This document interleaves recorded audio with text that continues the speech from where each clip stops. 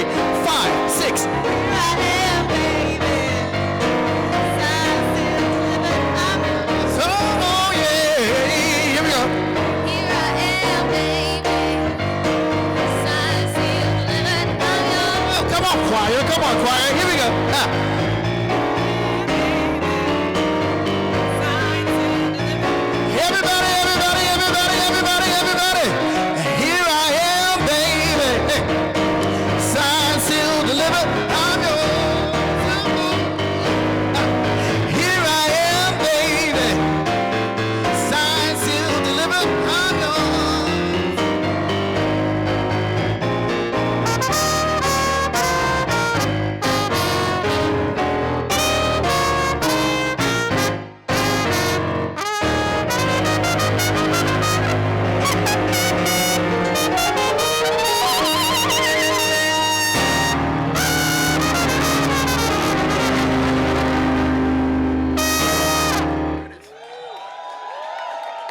Everybody, one more time, Mike King. My name is Alphonso Horne. Have a wonderful day.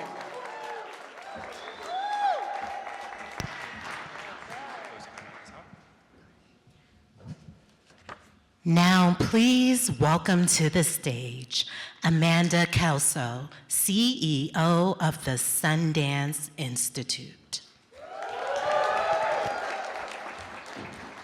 Oh my goodness. Hi, everyone. I'm Amanda Kelso. I'm the CEO of the Sundance Institute. Please join me in thanking the amazing Alphonso Horne and the incredible Michael King with another round of applause.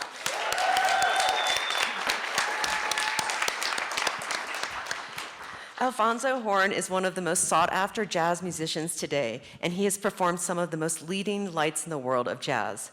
And Alphonso is accompanied by Michael King, who is a stunning pianist and an internationally touring musician.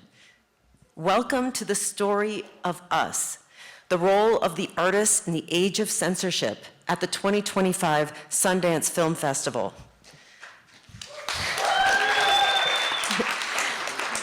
The African American Policy Forum explores storytelling's critical role in strengthening our democracy and the urgent need to center intersectional narratives in a time of increasing censorship. This marks the 5th year that the AAPF has convened this vital conversation at Sundance. And by the way, we're having a discussion today in a state where 15 books are banned. So this is not a hypothetical issue that we're talking about. It impacts people right here. Freedom of artistic expression is at threat. The events of the last few months have reminded us of the urgent need to connect what is happening in our democracy to what should be happening in storytelling. So we are delighted to have this event today.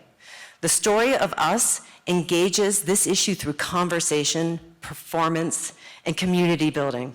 I'm honored to welcome AAPF and Sundance board member Kimberlé Crenshaw back to Park City for this important convening.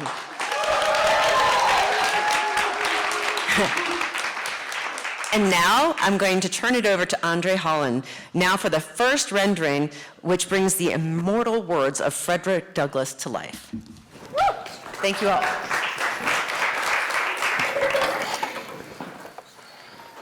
Strange things have happened of late and are still happening. I'm going to say that again. Strange things have happened of late and are still happening. Some of these tend to dim the luster of the American name and chill the hopes once entertained for the cause of American liberty. The Supreme Court has surrendered.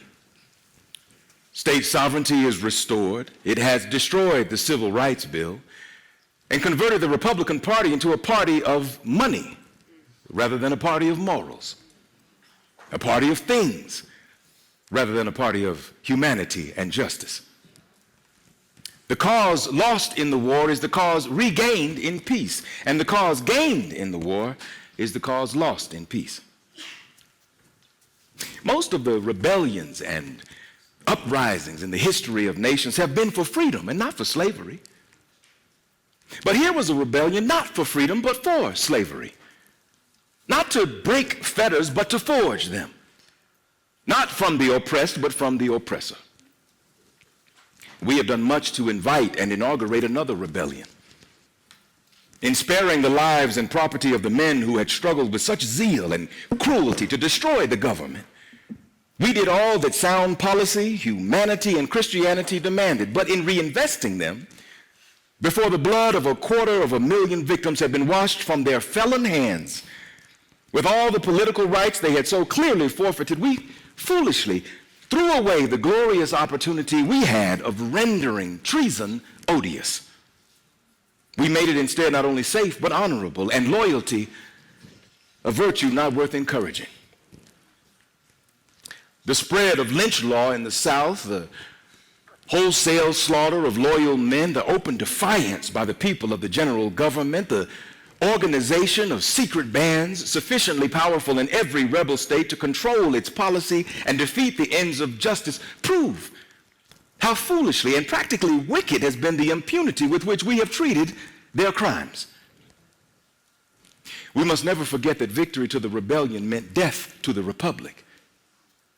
We must never forget that the loyal soldiers who rest beneath this sod flung themselves between the nation and the nation's destroyers.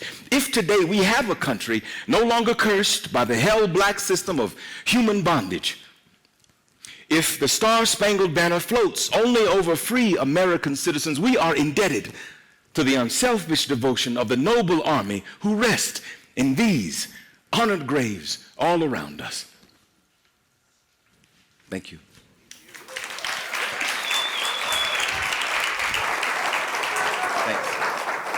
André Holland. Strange things, indeed, as we've seen in the last week alone. 1,600 insurrectionists, those who attempted to overthrow the government, have been set free. Thousands of civil servants committed to upholding equality, equity, and inclusion are being vilified. The entire civil rights infrastructure is being dismantled, while a brazen rewriting of history is taking place in front of our very eyes. As Frederick Douglass presciently noted, when we celebrate and create heroes out of people who try to destroy the republic, we set in motion a destabilizing force that stretches across time. And we saw it on January 6th. When we saw the Confederate flag marching through the Capitol, when violence is justified in the name of taking our country back, when efforts to repeal the protection of the 14th Amendment are seriously being entertained, we realize that the narrative war, the war about how we define who we are, is one that was not won by the Union. It's been won by those who vowed to destroy the Union. The impetus for the Story of Us was the urgent need for the Sundance community to begin to grapple with the role of storytelling in underwriting the exclusionary story of who we are, of our history, of what binds us together, and of what keeps us apart. This victory that Douglass forecasts would not have been possible with written stories alone. The Klansman, which was designed to lift up the Southern cause, would move to the big screen at the turn of the 20th century. By recasting the Klansman into its cinematic successor, The Birth of a Nation, with never-before-seen technologies, D.W. Griffith allowed white audiences to join the lost cause, to ride in a suspenseful chase scenes along with the Klan, to save the virtue of white womanhood and the security of the nation, transforming audiences into freedom fighters, those who save the nation rather than destroy it. The nation is born through the heroism of the Klan.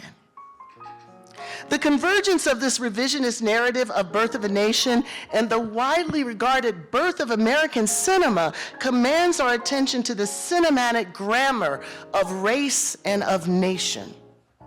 It continues to shape who we think we are.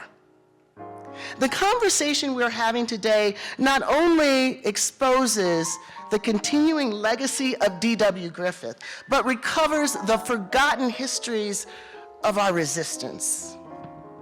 Against this historical and contemporary backdrop, we must ask, what is the role of the artists in the age of censorship? What does independence actually mean? So this afternoon, we'll have a mixture of performance and conversation. Art, intellect, and activism will be joined in a liberatory dance with amazing artists who will bring their incredible talents to join us in this evolution. We bring into the present eyewitnesses of history. Prompted by their guidance, we will engage with storytellers, artists, theorists, leaders, to think together about the challenges that we all face. In addition to Alphonso Horne and Michael King, who started us off, we'll be joined again by André Holland, who is known from his work in the acclaimed film Moonlight and one of my favorite shows, The Nick. He is a star and producer of Love, Brooklyn, which premieres here in Sundance on Monday. We will be joined by Cassandra Freeman, an actress and writer, best known for her roles on Bel Air, Luke Cage, and Atlanta. She also stars in Love, Brooklyn. In addition, Cassandra is the co-founder of Creatricity, an elite media and entertainment platform for professionals.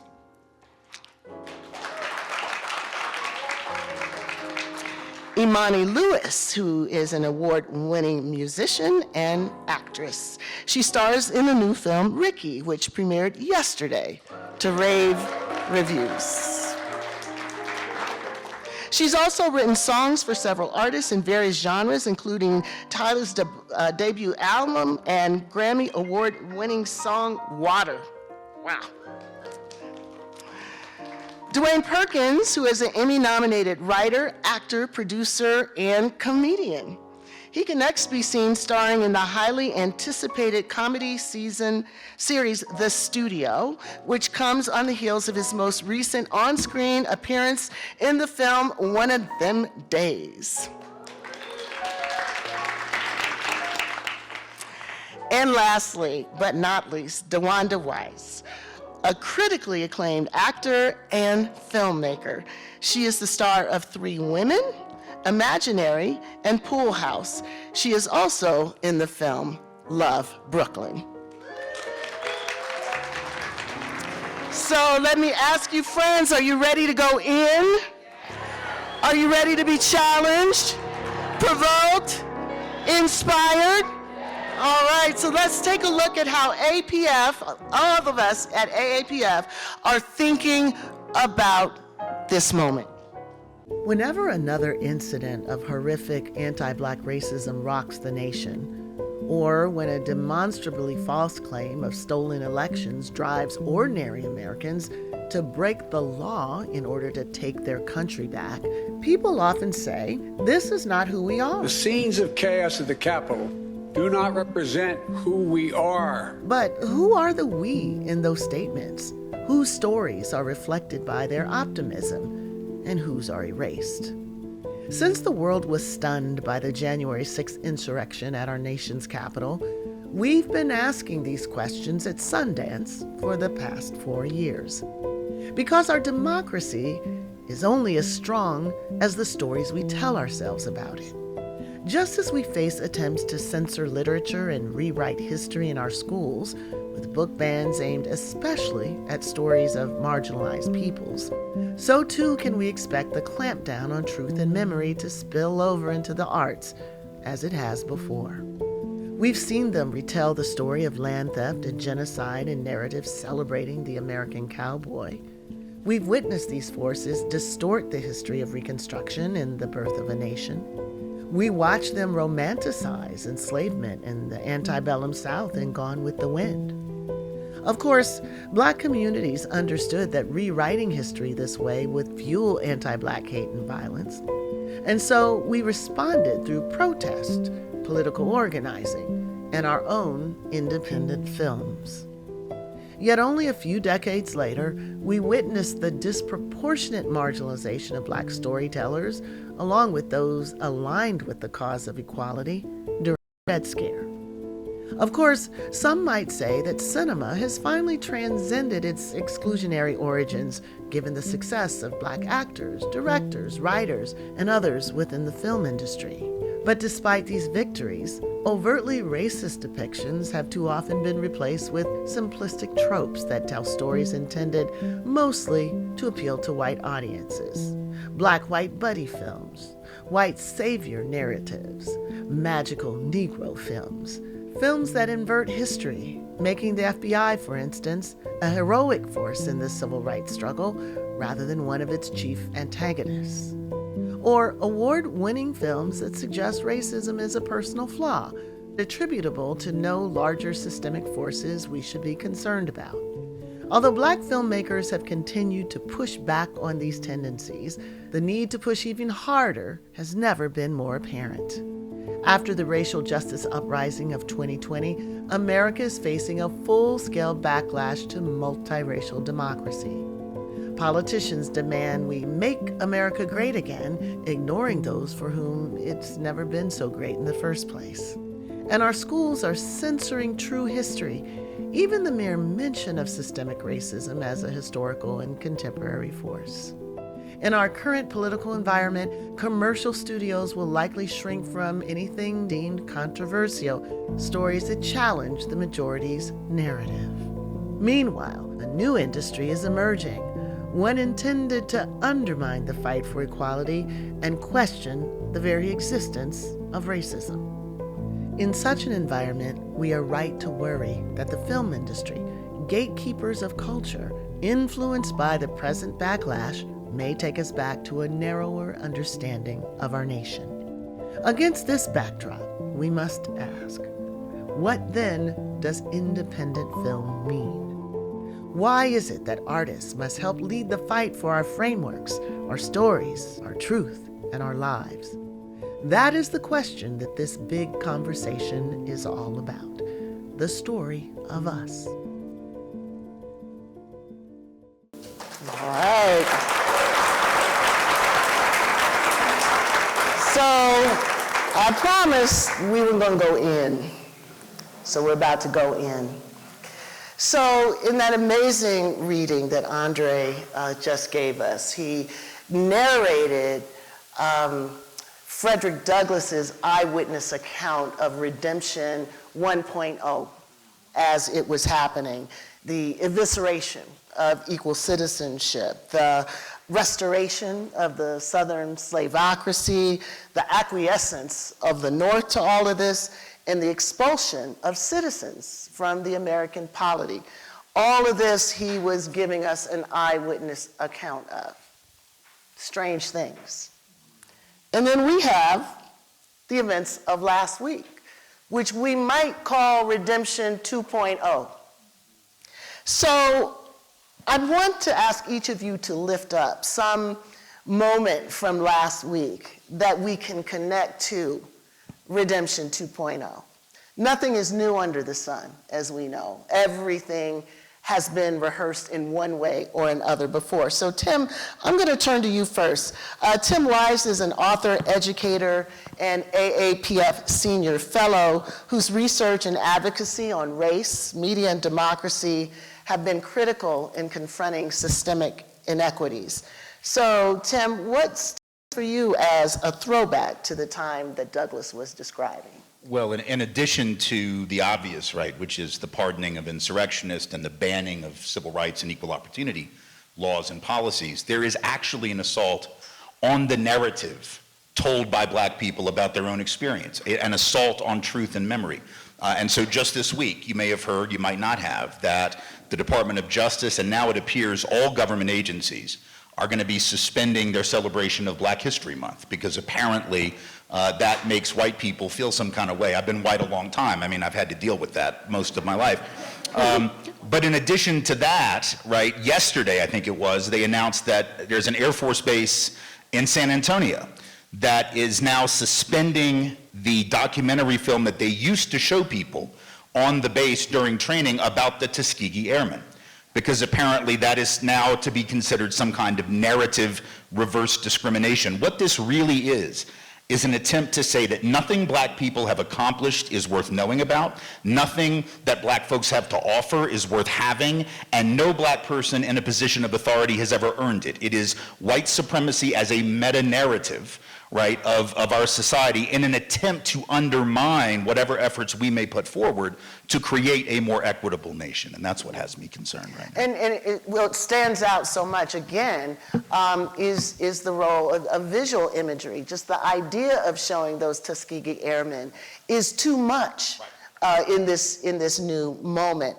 So I'm going to go to your fellow Tennessean, Justin Jones, an activist, a state representative, whose work in grassroots organizing and legislative advocacy challenges structural inequities.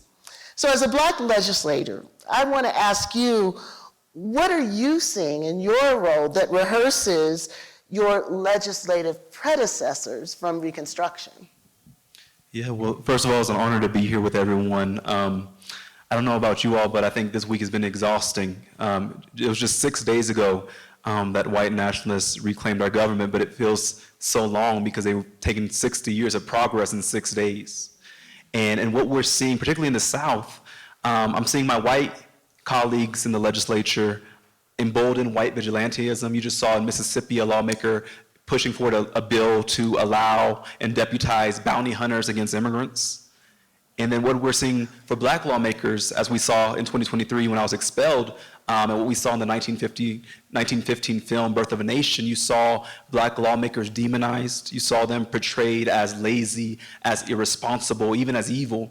And it gave sanction to oust them from government. And that's what happened to us in 2023. Myself and my colleague, I served as the youngest black lawmaker in Tennessee, were kicked out for doing our jobs, following a mass shooting in our community.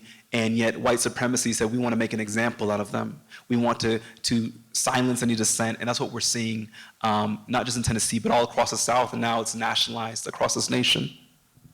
So the experience that you had in that same legislature of representing your community, representing your people, and the assemblage there says, no, you are not able to, we're going to separate you from the legitimate power that you represent, is just a throwback to the way folks were disenfranchised during Frederick Douglass's time, right? So we're repeating these historical moments.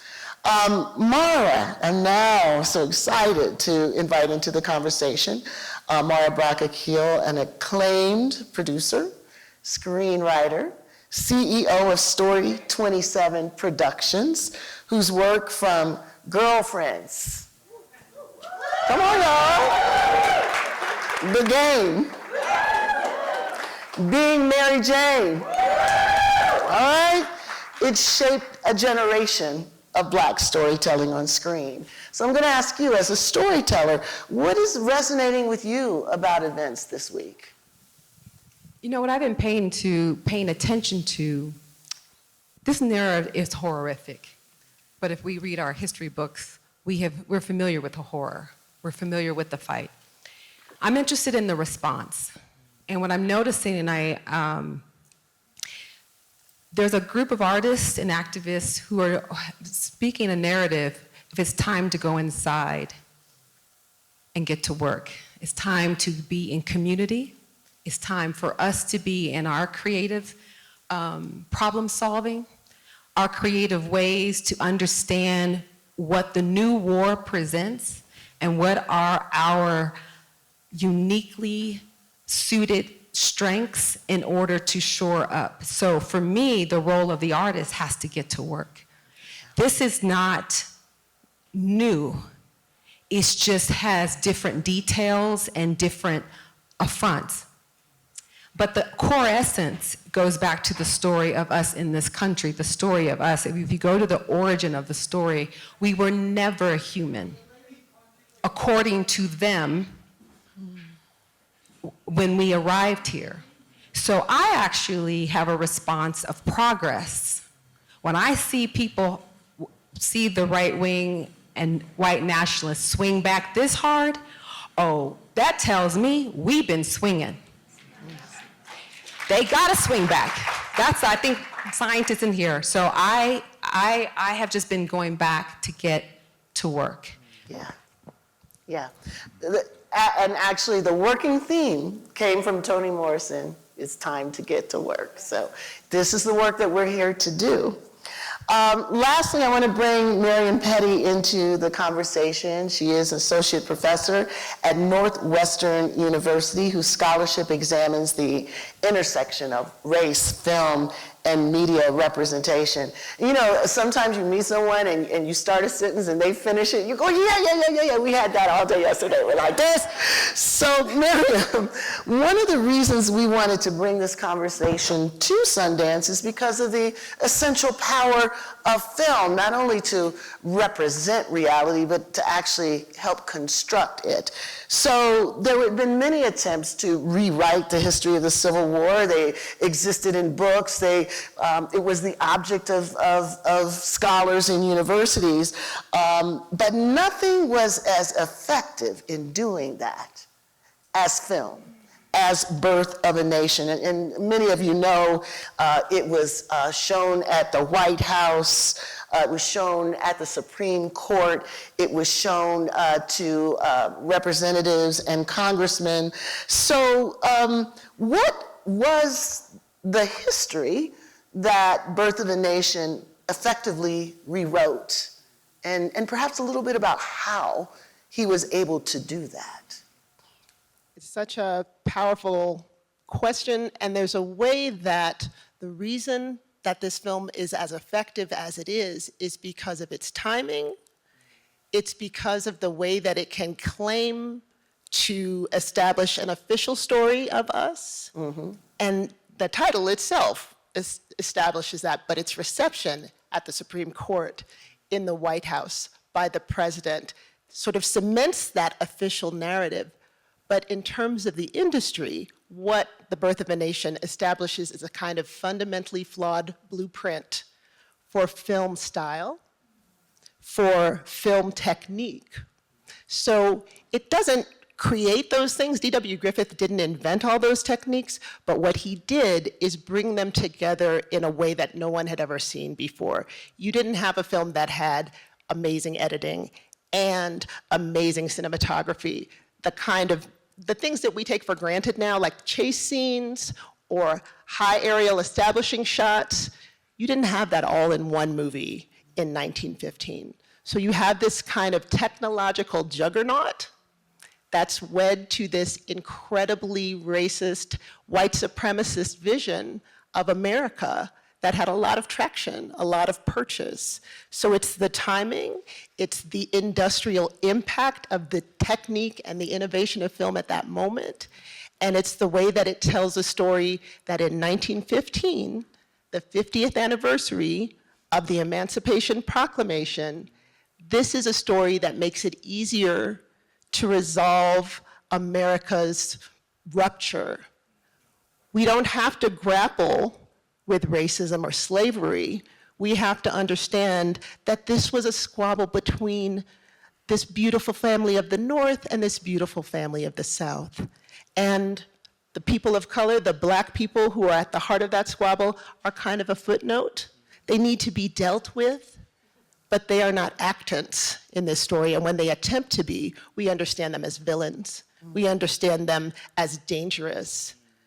I think the last thing I'll say about it is that there's a way that constructing Black folks as monstrous and white folks as divine at the center of the film is something we continue to see in film today. Mm-hmm. So it's a blueprint. So if we think about Birth of a Nation as establishing the grammar of race and nation as it's represented in film, it's sort of like your ABCs. He more or less lays that out, and across time we see constant callbacks. to those tropes, to those representations. And while now we're focusing on Birth of a Nation, it's also important to point out that D.W. Griffith was sort of an equal opportunity racist in his filmmaking. He had tropes for Latinos, for Asian Americans, for indigenous people. He established these, talk about establishing shot, right? When you think about how people of color are represented, it's difficult to underestimate the role that D.W. Griffith initial symbols represent. Now, what's not represented and recognized as much is the long history of resistance to this kind of filmmaking, to this storytelling, and to Birth of a Nation in particular. The resistance to it was coast to coast, as we'll hear. A vicious play with vicious methods. In its advertisement, we are told that The Birth of a Nation is founded on Thomas Dixon's novel, The Klansman, that it is a war play that worked the audience up into a frenzy and that it will make you hate. In an interview with a Boston editor, Thomas Dixon said that one purpose of his play was to create a feeling of abhorrence in white people, especially white women, against colored men. That he wished to have all Negroes removed from the United States, and that he hopes to help in the accomplishment of that purpose by The Birth of a Nation. In furthering these purposes, the producers of the film do not hesitate to resort to the meanest vilification of the Negro race, to pervert history and to use the most subtle form of untruth, a half-truth. Well knowing that such a play would meet strong opposition in Boston, large sums of money were spent in the employment of Pinkerton detectives and policemen to intimidate citizens, and the managers of the theaters refused to sell tickets to colored people. To soften opposition, the impression was given that the President of the United States had endorsed the play and that George Foster Peabody and other distinguished people favored it. One method of working up support was to pass cards among the auditors, asking them to endorse the play. These cards were circulated, signed, and collected at the end of the first act and before the second act, in which appeared the foul and loathsome misrepresentations of colored people and the glorification of the hideous and murderous band of the Ku Klux Klan. The indignation against the play grew in intensity. The colored people of Greater Boston rose en masse. Honorable James Rolfe Jr., Mayor of San Francisco, California. My dear sir, the Imperial California and the Portola Moving Picture Theater on Market Street, San Francisco, are projecting advertisements on their screens to the effect that the Klansman will be shown in one or all of these theaters in the near future. The Ku Klux Klan is an organization founded on the principles that are subversive to the principles on which our government and institutions are founded.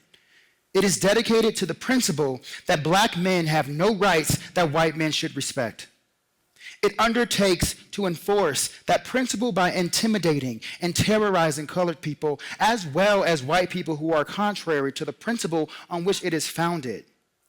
It is an organization that grew out of the hate and the bitterness of the South against the colored freedman and those who fought for his freedom, and was organized during the period of Reconstruction to nullify the Emancipation Proclamation and the Great War amendments to the Constitution, to terrorize and murder colored people, to prevent them from aspiring to the highest ideals of American citizenship. The National Association for the Advancement of Colored People wish to emphatically, but most respectfully, protest against allowing the Klansman known as The Birth of a Nation film to be shown in San Francisco for the following reasons. 1, it is a malicious misrepresentation of the colored people, which tends to create enmity and hatred against them. 2, it glorifies that most abominable crime, the lynching of human beings by irresponsible mobs. 3, it arouses sharp race antagonism that embitter citizens against each other. 4. It engenders strife and discord where all before was peace and harmony, thereby destroying the helpful and friendly relations that should exist between the races.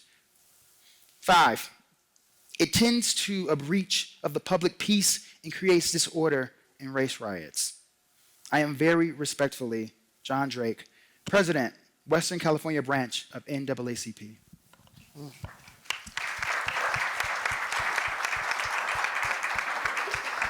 So context can tell us much that history has forgotten. This letter was sent 2 days after the Tulsa race riot, after 300 or more Black people were murdered after Black Wall Street was razed in a racist fit.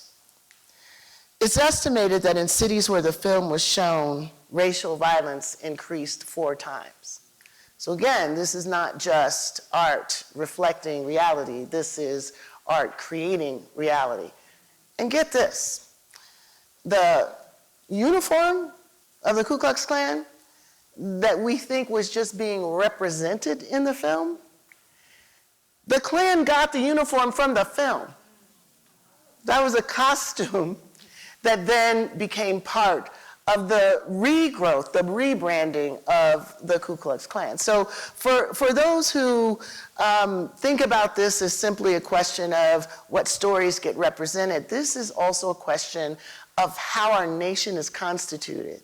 It's a question of how life is actually shaped by what people see. So Miriam, I want to come back to you because, you know, some stories actually construct, they change history, not simply a reflection. And so the readings we just heard are from people who understood this and who made it their business to resist the influence of these distorted narratives. Can you help us understand how Black filmmakers resisted the racial narratives of Birth of a Nation? How they came up against the constraints in Hollywood, the constraints of the Hays Code? What is the story of resistance and counter-resistance that we need to know?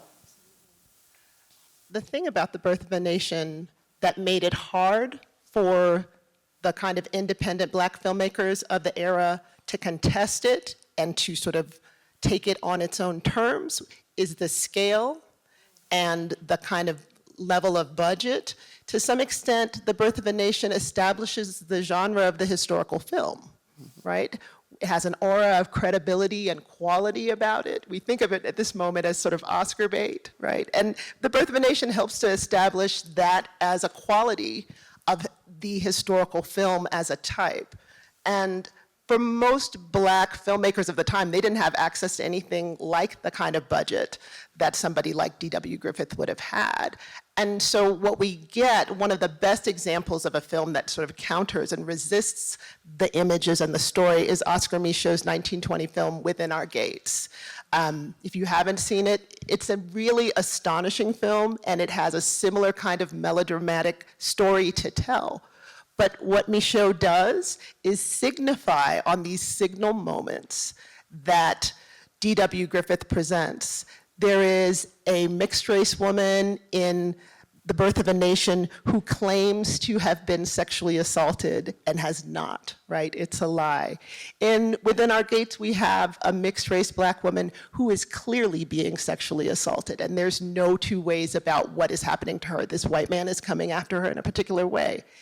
That's a great example of the kind of inversions. We have the rightful lynching of a Black man in The Birth of a Nation because he has come after little sister, this white woman who we understand as imperiled. In Within Our Gates, we have a Black family being lynched, a mother, a father, a child. And we have the crowd just coming against them. There's a way that he takes every one of these kinds of images and tropes that we see in The Birth of a Nation and inverts it, and also shows us Black humanity in a very unambiguous way. We also get a Black female protagonist as the center of Within Our Gates, and it's her agency, it's her knowledge, it's her commitment that propels the film forward from the very beginning. So there's not something that he can do in terms of these kinds of establishing shots, all of these extras, lots and lots of costumes, but the story he can tell is about Black humanity unambiguously. And there's a claim to Black patriotism that ends the film, that again establishes we are citizens. We've always been citizens. We are part of the weave and weft of this country. It's a really important, gives us a really important sense of how clear Black folks were that this was a dangerous text. Mm-hmm. And one of the things that we are trying to elevate is a reclamation of legacy. We understand that one of the reasons why Birth of a Nation is so influential is that it gets passed down through the generations. One of the reasons Oscar Micheaux is not is that it's not passed down through the generations. So it requires an active recovery, of reclamation, of finding the creative genius that existed in those spaces that were not commercially viable. And speaking of commercial viability, so Birth of a Nation is probably the first blockbuster. We did the numbers. Let's see. In today's dollars, it made $1.8 billion, to be exact, right? So just think about the influence of that. So to the extent that this conversation that we've been having so far about how Birth of a Nation and cinematic storytelling broadly reflects and also creates social power, we don't often talk about this as an intersectional project, one that casts white womanhood as an object of national idolatry. It's a parallel to what we've seen historically with Manifest Destiny, and how through that the construction of Black womanhood is articulated outside of the parameters of femininity. I think it's not accidental that the damsel in distress is always white. So think about in Birth of a Nation, the special language of cinema. Flora, the sister of the main protagonist, isn't incidentally or accidentally white. She is sacred, she's anointed, and she is that through lighting and through various other filmic techniques that presents her whiteness. While Blackness is defiled, demonized, and made desperate. Bell Hooks succinctly captures this dynamic, and Octavia Butler reminds us that whiteness is so much ingrained in the very story of us that any attempt to tell the story of an other is seen as disruptive, distracting, and ultimately subversive. Black Looks, Race, and Representation by Bell Hooks. When Black women actresses like Lena Horne appeared in mainstream cinema, most white viewers were not aware that they were looking at Black females unless the film was specifically coded as being about Blacks. Birchill is one of the few white women critics who has dared to examine the intersection of race and gender in relation to the construction of the category woman in film as object of the phallocentric gaze. With characteristic wit, she asserts, what does it say about racial purity that the best blondes have all been brunettes? Harlow, Monroe, Bardot. I think it says that we are not as white as we think. Birchill could easily have said, we are not as white as we want to be. For clearly the obsession to have white women film stars be ultra white was a cinematic practice that sought to maintain a distance, a separation between the image and the Black female other. It was a way to perpetuate white supremacy. Politics of race and gender were inscribed into mainstream cinematic narrative from Birth of a Nation on. As a seminal work, this film identified what the place and function of white womanhood would be in cinema. There was clearly no place for Black women. 14 years ago, during my first year of college, I sat in a creative writing class and listened as my teacher, an elderly man, told another student not to use Black characters in the stories unless their Blackness was somehow essential to the plots. The presence of Blacks, my teacher felt, changed the focus of the story. It drew attention from the intended subject. Now, I usually manage to go on being polite when I hear suggestions like these, but it's not easy. Let's replace Blacks with tentacle beings from Cabela V. If you tell your readers about tentacle compellents, they're gonna visualize tentacle compellents. And as for whites representing all of humanity, well, remember when men represented all of humanity? Women didn't care too much for that one either. Times have changed, thank heavens, and science fiction has come a long way.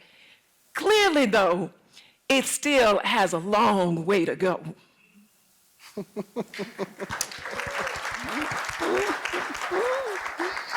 So the fight for representation, the fight for construction of Black womanhood, of Black people, of the nation is one that takes place in an ideological battle zone. Justin, as a lawmaker in Tennessee, you are at the center of this battle zone. You call it the tip of the spear. Now, it's often said that while the North won the war on the battlefield, the South won the war of the imagination of the nation. So tell us from the birthplace of one of the characters in Birth of a Nation. It's widely speculated that Ben Cameron was modeled after Nathan Bedford Forrest, the first Grand Wizard of the Klan, who had a statue erected in the State House, not in 1898, not in 1914, 1932. I want y'all to guess when that probably was, because we want you to talk about it. So talk about the war about memory, its contemporary dimensions that you are currently involved in. Definitely, and so that statue of Nathan Bedford Forrest, the first Grand Wizard of the Ku Klux Klan, was put up in 1978. And in Tennessee, the Klan was founded in 1865. I'm honored to represent a state that has a lot of conflicted history right now. But we know that that statue that was put up was meant to send a message.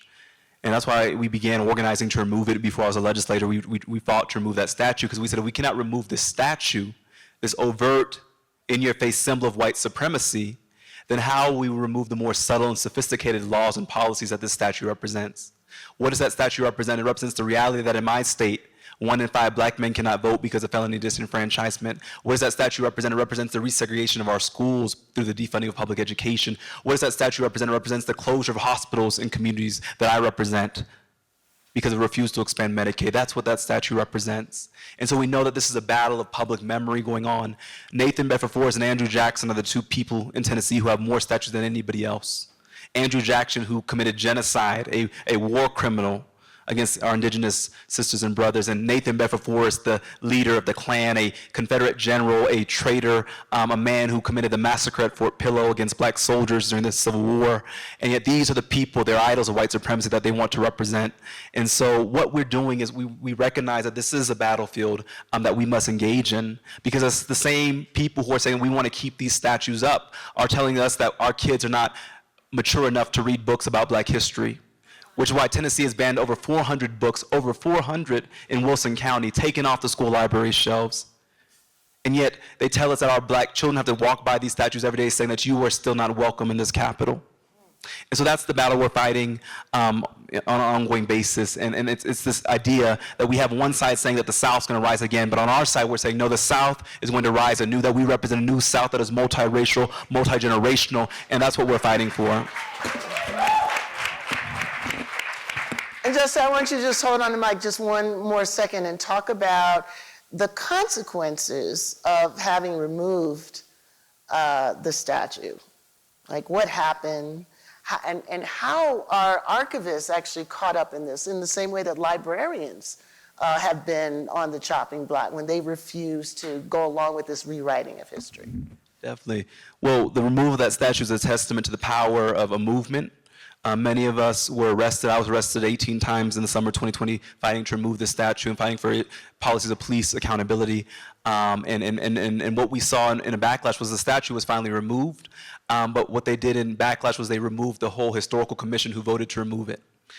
They went after the historians who said that maybe the statue would be better suited in a museum as opposed to the People's House, the most prominent statue. And as one elder told me, he said, you know, after the civil rights movement, they took down the colored and white signs, but by putting the statue up in 1978, they still kept the sign saying that you are not welcome here. And that's why we're continuing to try and elevate other stories in a building built by the enslaved, built by people who we don't even know their names, and yet we're honoring these symbols and this iconography of white supremacist violence. So, Mara, I want to come back to you. We just heard Bell Hook's words about how Black women are rarely seen in honest portrayals of themselves.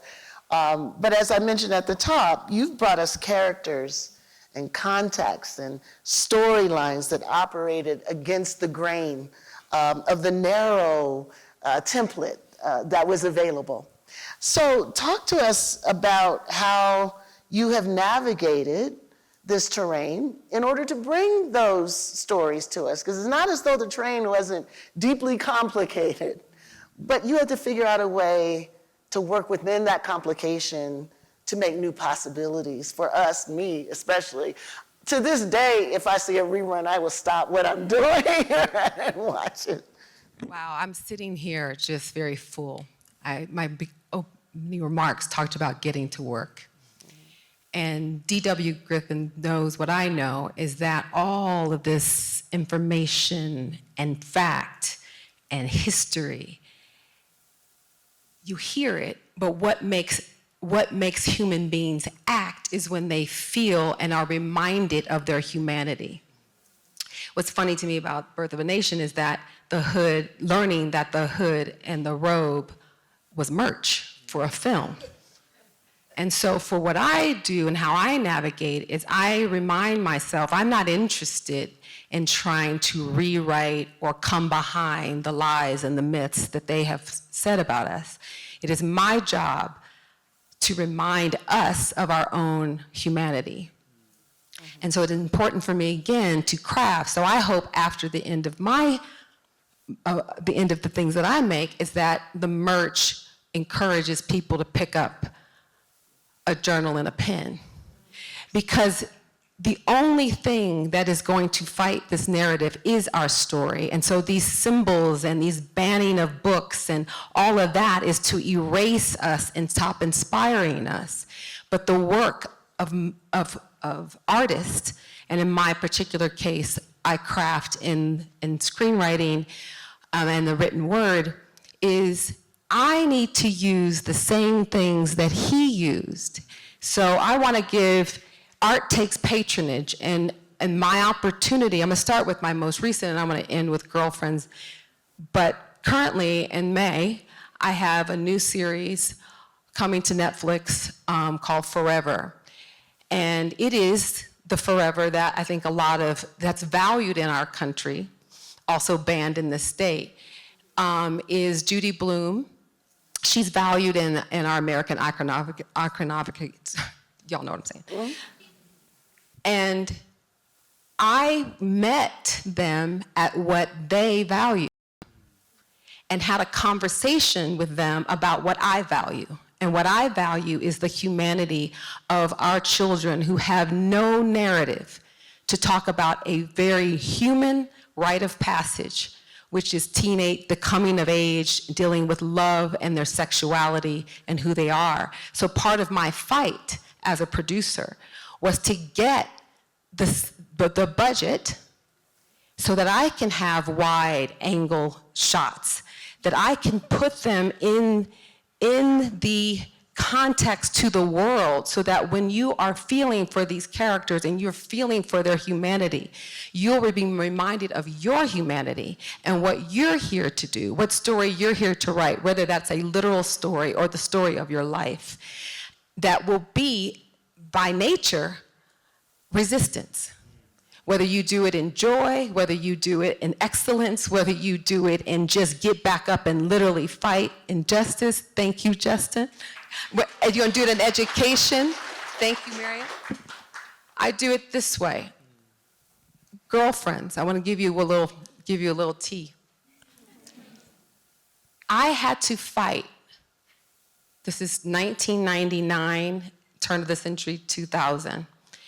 And we finally found, through an exhaustive casting search, we finally found Tracee Ellis Ross to play Joan. And at the time, her resume mostly was of a MTV sketch comedy show. She had a couple, because of sketch comedy, she had several looks. So she had several headshots. But I loved her natural hair. By the way, we were mirror reflected. I wore my hair curly at the time. Long story short, I literally had to battle for her to wear her hair natural. And you had to learn how to strategically fight for those things. And those battles, that imagery, we already know in our history that Black beauty and Black hair products is $1 billion. But what the image released, and it shed a lot of shame. At the same time of the turn of the century, we were talking about Black women were also being shamed for wearing weaves, whereas white women in Hollywood were weaving their hair all kind of ways and claiming it as natural. We talked about the lighting on the 4 different hues of those Black women. I'm just trying to tell you, what I'm trying to share is that the level of fighting sometimes is not just even getting the story written, but getting it, what D.W. Griffin understood is the quality of execution that is going to resonate to the human spirit in all of us to recognize it as valuable, as my own mirror of my own humanity. That is what Belle is talking about. And the erasure of us and the beauty of us needs to be carved out. And I'm just very thankful that I was willing to use some of the work that you do as a part of my fight in those rooms when I'm learning how to create and get the resources for the art to be at its highest level. Yeah. Okay.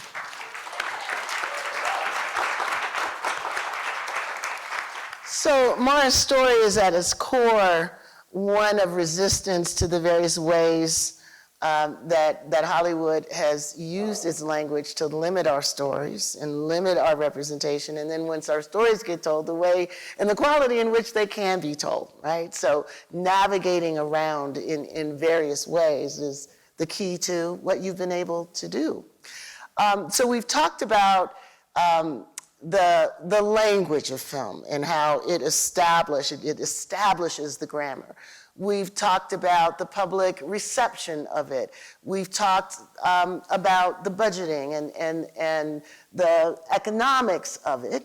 And before we move on, Miriam, I want to come back to you and talk about the way that certain narratives and representations got institutionalized by codes in Hollywood, right? We often don't recognize that the habits and preferences of certain populations ended up becoming codified in codes about what could actually be shown and what couldn't. So talk to us a little bit about how this is structured. It's not just accidental. A lot of people don't know what's structural racism. We're about to hear it. There's a way that the Hays Code comes out of a moment where Hollywood is under pressure to reform. And part of the reason Hollywood is under pressure to reform is because of a study about the impact of motion pictures on children. White children, by the way. not interested in children of color and how it impacts them. They're very interested in how it impacts white children. And there's a sense that there's going to be external, forces that the government is going to come in. So to get ahead of that, right, the Hayes office and that code is established in the mid-30s. And part of what the code does, as Kimberlé mentions, is to codify certain things that you just can't show, you just can't talk about, this should not happen. Some of it is moral, right? Evil cannot prevail. We can't see overt sex work. That can't be in film, right? So there's certain kinds of things that you're not allowed to have. But we also get down to talking about race in very specific ways. You can have no allusions to miscegenation, right? This is the word that's used for race mixing. This is the word that's used to talk about biraciality. And it's a way that we erase the very reality of mixed race persons in this country, and we erase the history of sexual exploitation that is part of that history, right? We can't talk about that. So the example we talked about, yesterday is the film favorite one, 1934 film Imitation of Life, right? This is Louise Beaver's Freddie Washington, and the storyline is this Black woman has a daughter who's light-skinned enough to pass. There's another story that involves the white people, but is simply not as interesting as that one because nobody wants to talk about the ichthyologists and the this and the that. We're interested in this Black girl who's light-skinned enough to pass and wants to pass. But her mother is brown, and so the film has to have a way to explain, well, where did this girl come from? So there's a little moment at the very beginning of the film where her mother says, her father was a very light-skinned Black man. And it's sort of like, and we will never speak of it again, right? Like, let's just move on. So this is a film that is really grappling with the meaning of race. It's grappling with the meaning of Jim Crow, segregation.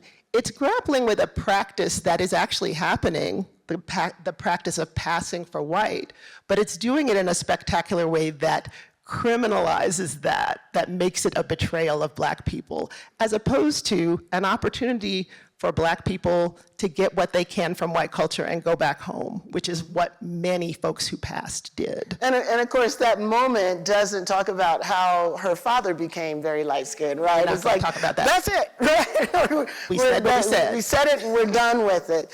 And I'm also struck by the fact that the code precludes critique of the courts, right? Precludes critique of the law. So effectively, the segregation in which Black people were living could not be included as part of the storyline without running afoul of Hayes. So just normalizing and taking off the table some of the most vexing questions that our society was facing. I was always surprised to find out that actually there was a Black film industry. It, like the rest of society, was a segregated one. Black films for Black people with, their own studio stars, but, not the budgets. And just like segregation was beginning to be challenged outside of cinema, it was also being challenged by storytellers. But in the same way that those who initially were challenging segregation were viewed as subversive, un-American, so were storytellers. And the consequences of that we still haven't fully grappled with. So we're going to hear about some reflections about how that suppression actually shaped careers of Black artists. All of a sudden, there emerged this noise. This group that started to talk about how any and all of us who dared to embark on such conduct were unpatriotic and were working towards the worst interests of our home. Our patriotism was to be seriously challenged, and some of us listened to those utterances with complete disbelief. As a matter of fact, it was a huge stretch of the imagination to suggest that those of us who had struggled against racism and oppression sexism, and all the things we struggled against were unpatriotic when, in fact, we knew and felt righteously strong. When I first discovered the blacklist, I had gone to see my agent. And it was about getting a job in television. And he was an agent at one of the most powerful agencies in America. And I was just at the threshold of launching my own career. And he pulled out a drawer in his desk. He reached for a phone. And it was not part of the regular phone bank. He dialed a number, and all he did was give my name, Harry Belafonte. And then he waited for instruction.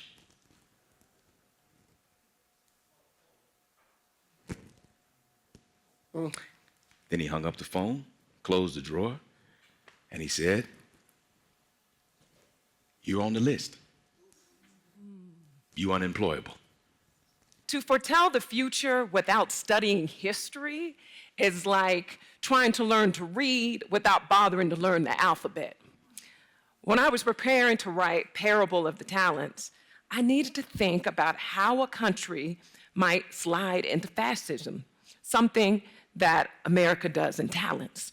So I reread The Rise and Fall of the Third Reich and other books on Nazi Germany. I was less interested in the fighting of World War II than in the pre-war story of how Germany changed as it suffered social and economic problems, and as Hitler used that history to manipulate them. I wanted to understand the lies that people have to tell themselves when they either quietly or joyfully watch their neighbors mined, spirited away, killed. Different versions of this story have happened again and again in history. It's easy enough to spot the horror when it happens elsewhere in the world or elsewhere in time. But if we are to spot it here at home, to spot it before it can grow and do its worst, we must pay attention to the history. This came home to me a few years ago when I lived across the street from a 15-year-old girl whose grandfather asked me to help her with her homework. The girl was doing a report on a man who had fled Europe during the 1930s because of some people called. She hesitated and then pronounced a word that she was clearly unfamiliar with. The Nazis. It took me a moment to realize that she meant the Nazis, and that she knew absolutely nothing about them. We forget history at our own peril.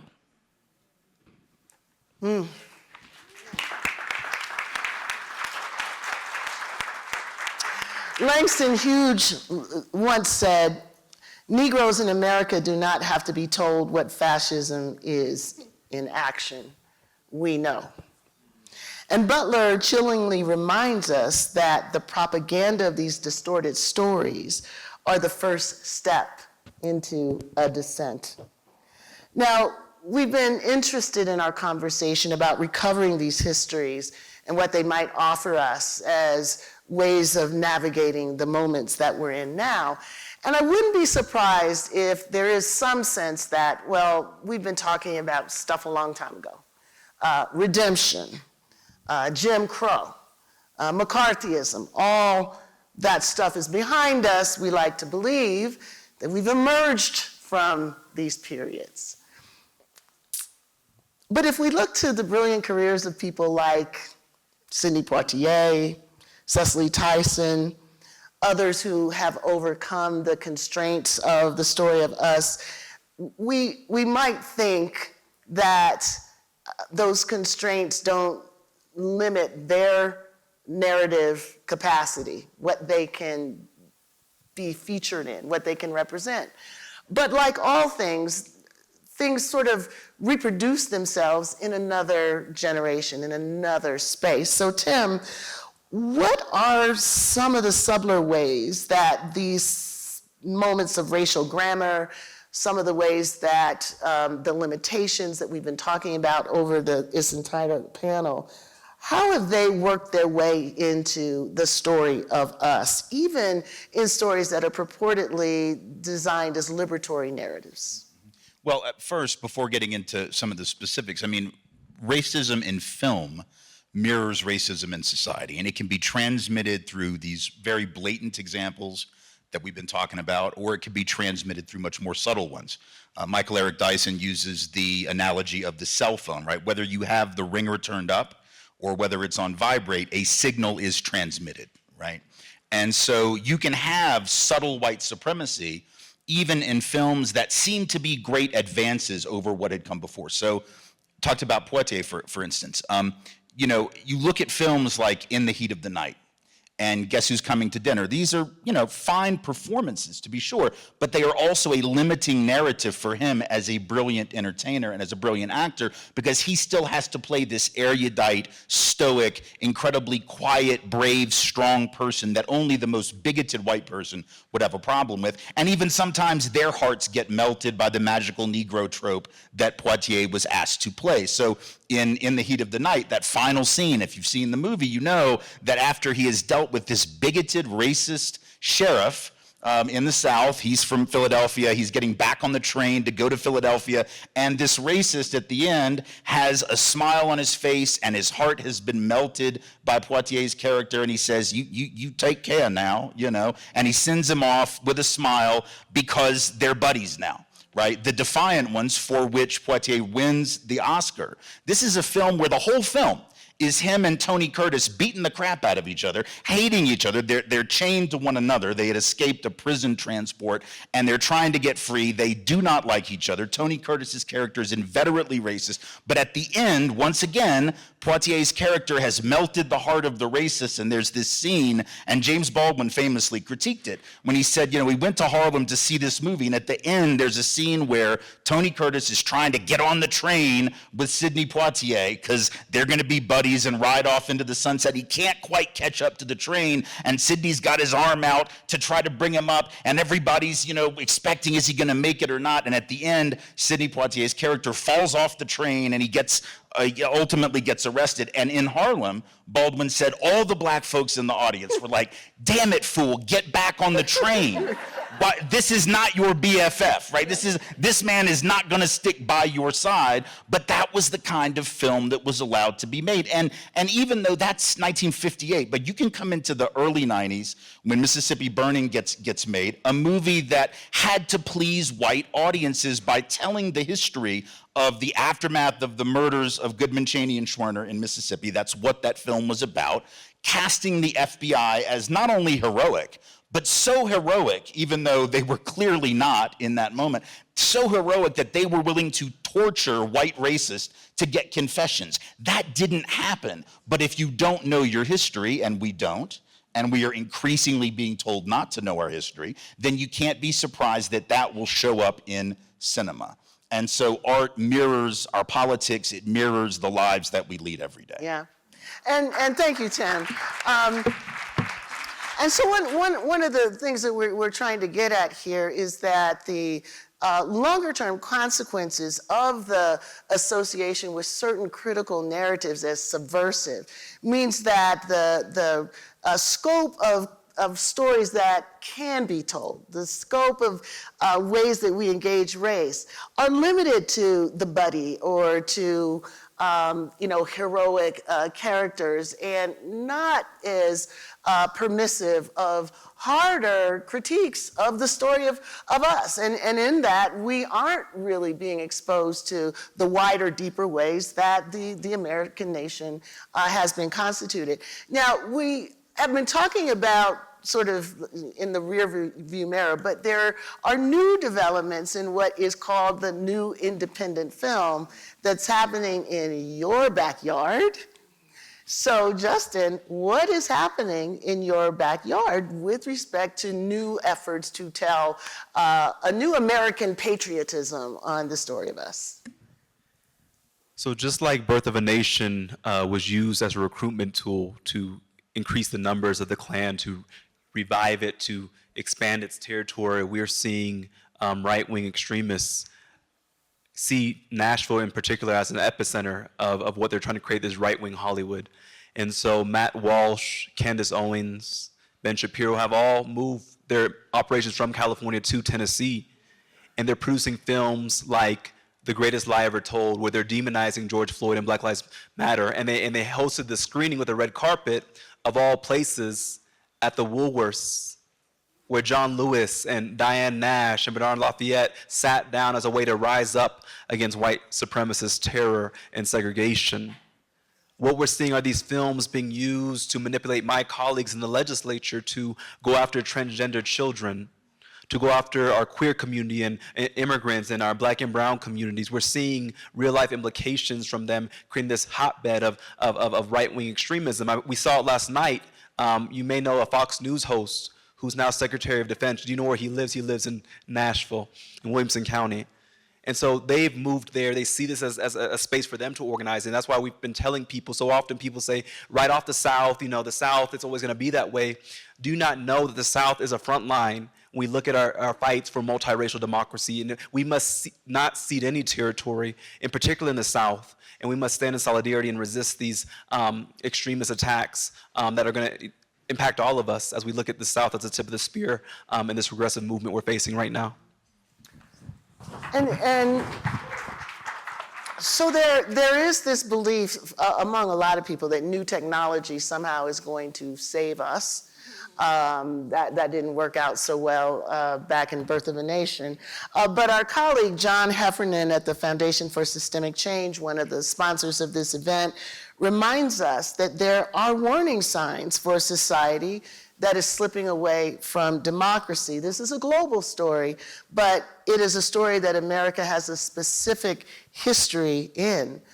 Which brings us to the ultimate question. What is the role of the artist at this moment, at this stage, in this age? This is literally a question about who belongs. We got birthright citizenship being up for grabs for the first time in a century. We have questions about how to create the borders, not just our physical borders, but who's in and who is out. All of these raise questions for artists. What side? How do we exist in this world? And so now we turn to our brilliant artist, Lorraine Hansberry, to help us think our way through. I was at my typewriter working on a scene in a play of mine in which one character, a German novelist, is trying to explain to another character, an American intellectual, something about what led the better portion of the German intelligentsia to acquiesce to Nazism.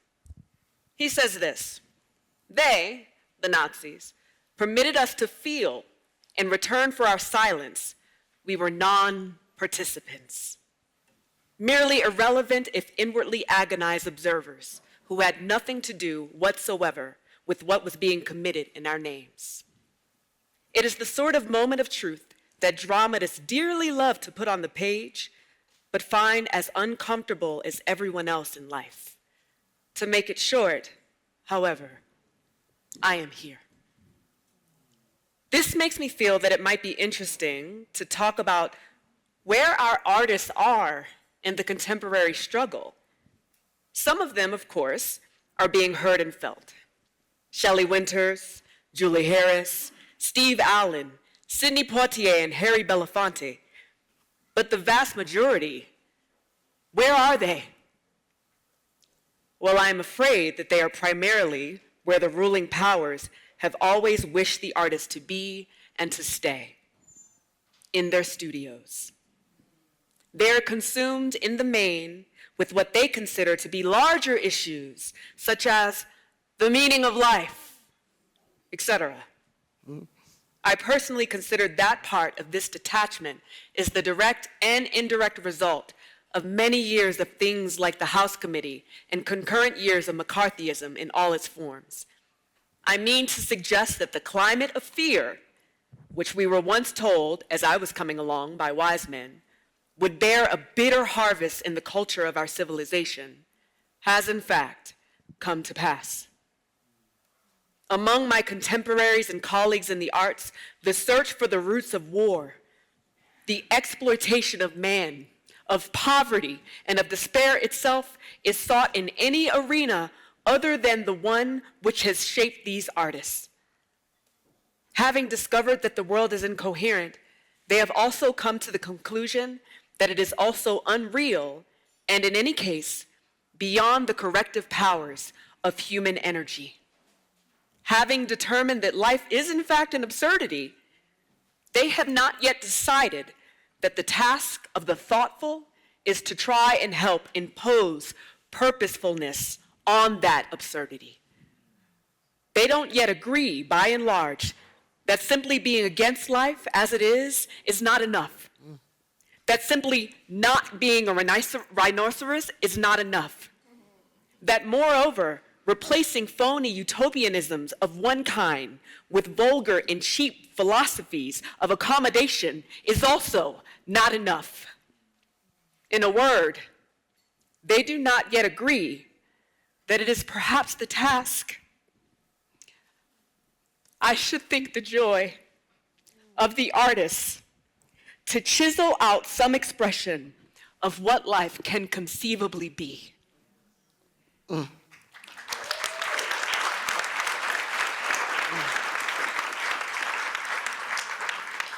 The climate of fear would bear a bitter harvest in the culture of our civilization.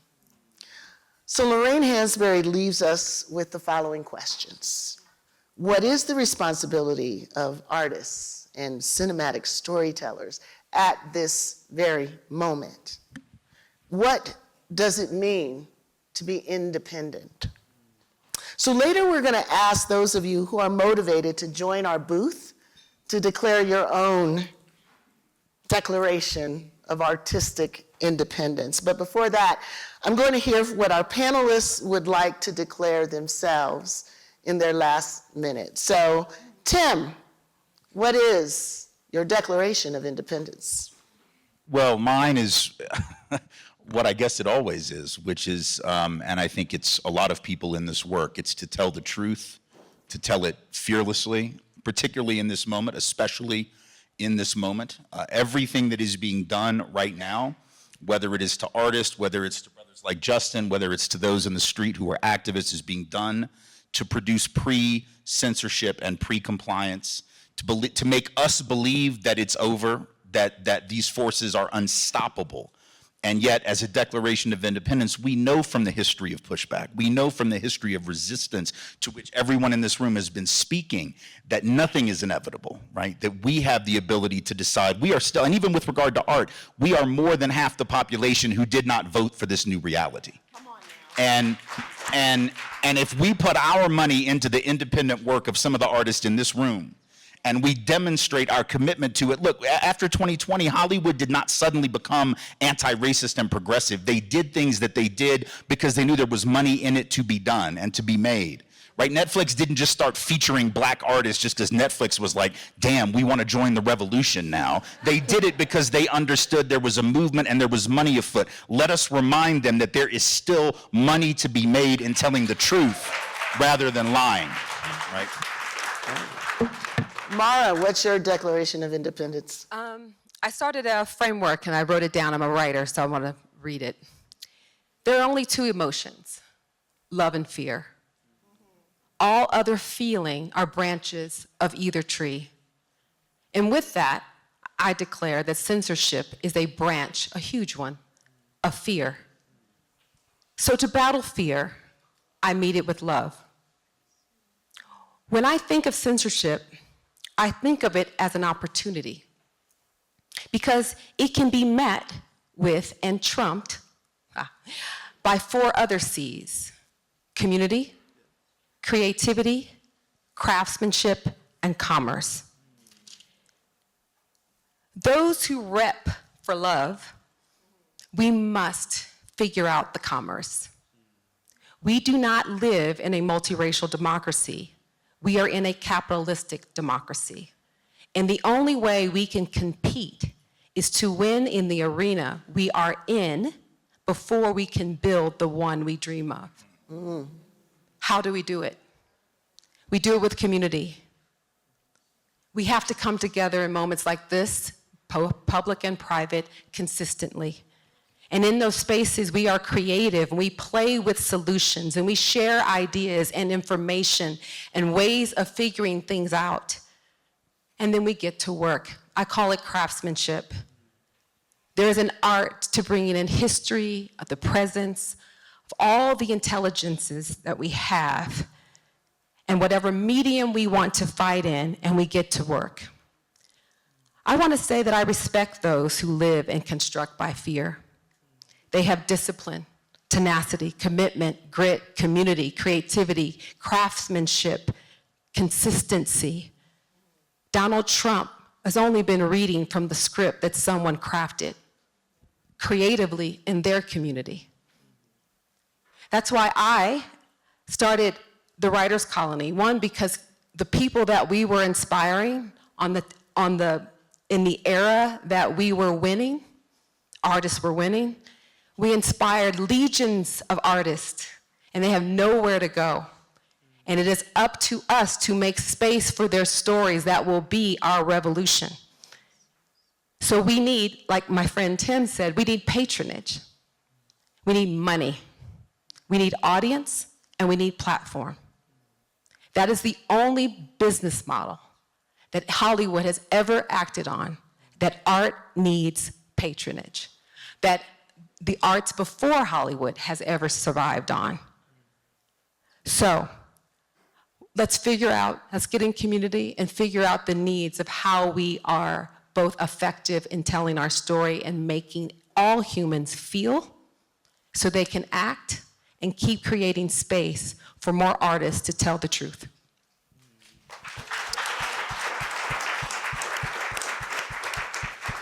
Justin. You know, one thing we always hear is that democracy dies in darkness. And something I'll add on to that is that creativity dies in isolation. And fascism thrives in both. And so what we must do in this moment is push back against the tactics of this new ecosystem and administration to isolate us, to tire us out, to make us feel exhausted, and come together in collectives. Something that's heavy on my heart that I want to share is that I'm kind of having some dissonance being here right now, because just a few days ago in my district, one of my constituents was killed in a mass shooting at a high school in my community. And this is the second mass shooting that we've had in a couple years. And the dissonance that I'm having, but also I guess the reality check that I'm having is that the shooter in that case, this shows you the power of media and storytelling, was radicalized. He wrote in his own words by Candace Owens. He said that these people made him hate himself for being black. He fed into this online media culture and went to school at Antioch High School in my community, in my district, and took the life of another student, wounded two others, and then killed himself.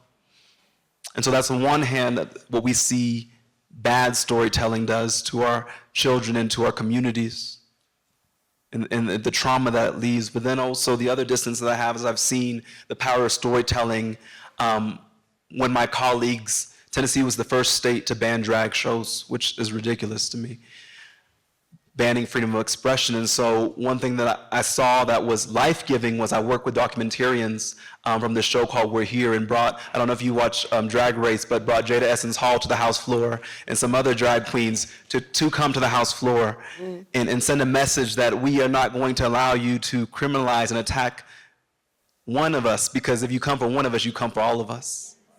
And I had parents of children come to my office and said, seeing that gave me a reason to stay in Tennessee, a state that has passed some of the first book ban state that has passed more anti-LGBTQ laws than any other state in the nation, a state to ban freedom of expression, but to see the power of storytelling to affirm that you are somebody of dignity and worthy of being here, and that this is our home too. And so those are the two stories and the two examples of storytelling that I'm seeing of seeing it used for death, but also seeing it used for life. And I think that's the choice we have to make in this moment. And so that's our call, and that's our challenge, I think. Thank you. Miriam, what's your declaration No of pressure. independence?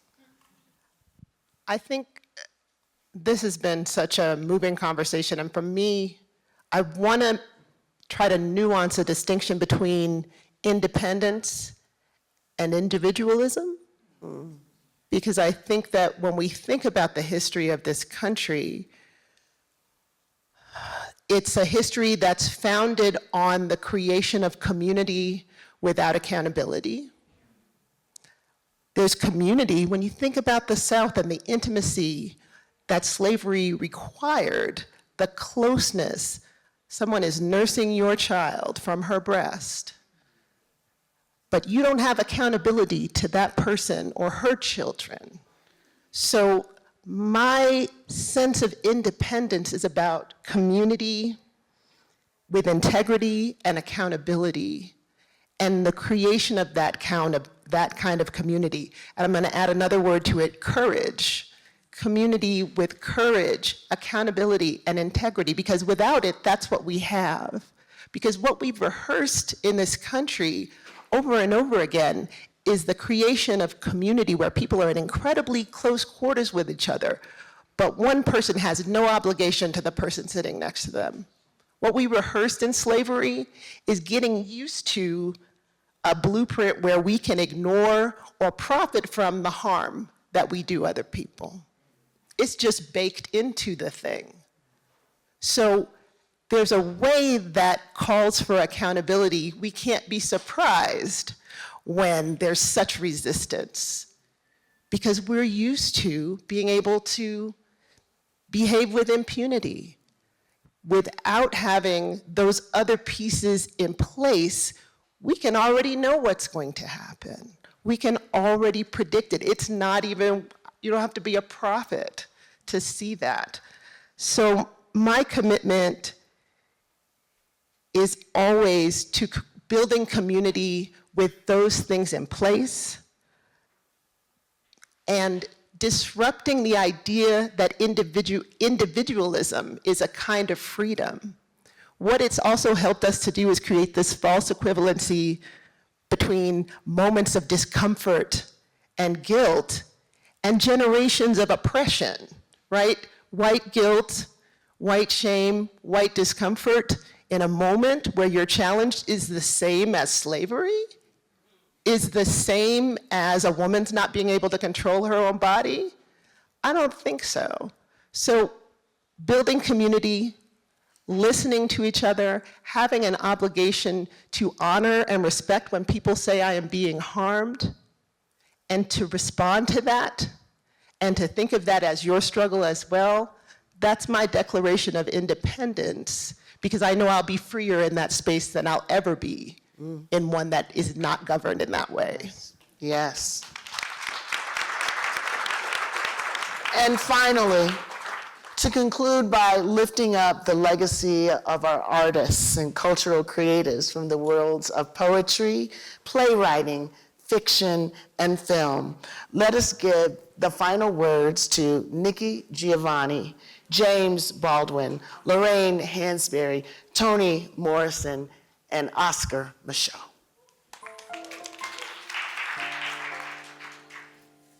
I believe the poets are the proper people to send, since we see love and beauty in the blooming of the Black community, power in a people whose only power has been the truth. Societies never know it, but the war of an artist with his society is a lover's war. And he does, at his best, what lovers do, which is to reveal the beloved to himself, and with that revelation, to make freedom real. I think that all of us who wish to exercise these rights that we are here defending tonight must really exercise them. Speaking to my fellow artists in particular, I think that we must paint them, sing them, write about them, all these matters which are not currently fashionable. Otherwise, I think we are indulging in a luxurious complicity and no other thing. I know the world is bruised and bleeding, and though it is important not to ignore its pain, it is also critical to refuse to succumb to its malevolence. Like failure, chaos contains information that can lead to knowledge, even wisdom, like art. This is precisely the time when artists go to work. There is no time for despair, no place for self-pity, no need for silence, no room for fear. We speak, we write, we do language. That is how civilizations heal. I've always tried to make my movies present the truth, to lay before the race a cross-section of its own life, to view the colored heart from close range. We want to see our lives dramatized on the screen as we are living it, the same as other people the world over. The fact is, the most powerful medium we have is motion pictures.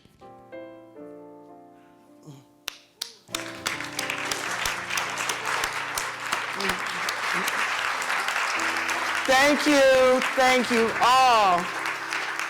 What a blessing this has been. Thank you to the incredible artists, Alphonso, Michael, Imani, Dewayne, Cassandra, DeWanda, and André, who have created our very own lightning in this room. Please go and support their projects here at Sundance and elsewhere. And thank you for the piercing wisdom and words of action from Tim, Mara, Justin, and Miriam. Thank you so much. And thank you all for joining us. Now, if you enjoyed what you heard here today, let's keep the momentum going into what is still coming up as Black History Month, no matter what happens, with the 2025 Liberation Calendar. It's a toolbox of daily practices to engage with our history, recharge, and take action all month long. And you know, when someone tries to take something away from you, it's telling you how valuable it is. So we have to fight all the more to hold on to our legacy. Let's send a message that none of this is going to happen on our watch. We also hope you take a moment at our reception to answer the question we posed earlier. What's your declaration of artistic independence? Please head over to the Book Nook so we can demonstrate our collective commitment to this fight. Reach out to our programs team and visit our website, social media, to learn more ways about the work that we can all do together in partnership. And finally, we want to thank our sponsors, the Foundation for Systemic Change and Pop Culture Collaborative, for helping to make this event possible. This is not just about film, it's about the battle for truth, for memory, and for democracy. Our declaration of artistic independence at AAPF is to continue to do the work of telling the stories that challenge, that inspire, and that build a better future.